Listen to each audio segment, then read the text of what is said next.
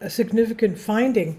Spaceflight can induce long-lasting structural changes in the human brain.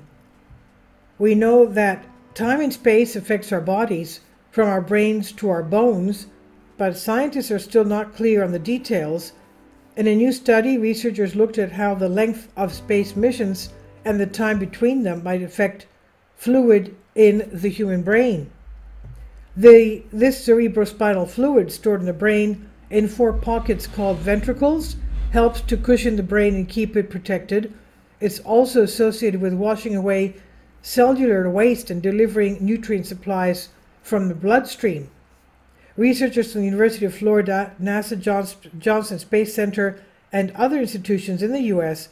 have discovered the way in which spaceflight increases ventricle size and brain fluid volume depends on the certain factors, including the length of time astronauts spend in space and the intervals between their space adventures. These findings demonstrate that ventricle expansion continues with spaceflight with increased mission duration, writes University of Florida neuroscientist Heather McGregor and colleagues in their published paper. Additionally, intermission intervals less than 3 years may not allow sufficient time for the ventricles to fully recover their compensatory capacity. This increase in ventricle size and additional brain fluid is something that has also been seen in previous studies, and it's accompanied by an upward shift of the brain within the skull in microgravity, which in turn contributes to fluid redistribution.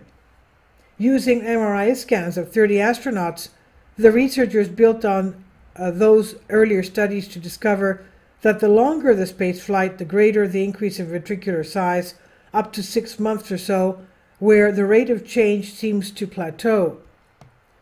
It's thought that the swelling in the brain's ventricles represents a compensatory mechanism during spaceflight, allowing the brain to accommodate shifts in cerebral spinal fluid. Once back on Earth, the brain fluid slowly settles back to its normal distribution. Although it seems counterintuitive that there would be a greater change in the structure for shorter missions, this may reflect an early adaptive structural change in flight that gradually returns to baseline over time, the researchers explain. For the 7 astronauts who had a break of less than 3 years between missions, this ventricle expansion was not as prominent.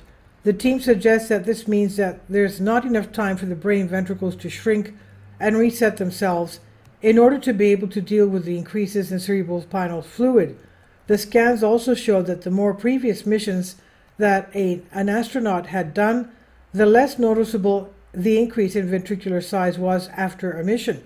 It's almost as if the brains of these astronauts were less compliant due to either earlier expansions or had maxed out their capacity for coping with the stressors of spaceflight, the researchers posit.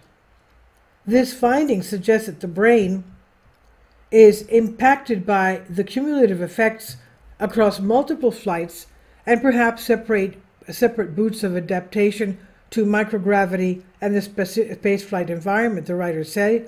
Part of the challenge for the scientists is that there are not really that many people going up to space on a regular basis, 636 individuals in total at the time of writing. Analyzing the effects of spaceflight on larger groups of people is going to be important to get more of an idea about how different bodies and brains are impacted. This study did not go into the subsequent health impacts of changes in ventricle size and brain fluid levels, but it's clear that brain shifts are happening and are affected by mission length and frequency. Previously, this additional cerebrospinal fluid has been linked to vision problems for astronauts. With longer missions planned on the Moon and Mars in the coming years, we need to understand as much as we possibly can about what the astronauts will be putting themselves through, and nowhere is that more important than in the brain. These findings illustrate some potential plateaus in and boundaries of human brain changes with spaceflight, the researchers write.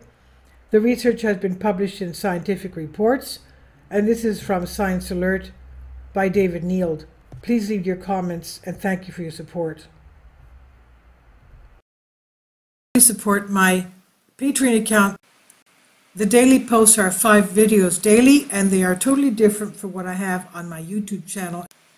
Thank you so much for your support and that you find all my content so interesting. You'll find the Patreon account details in the description box below.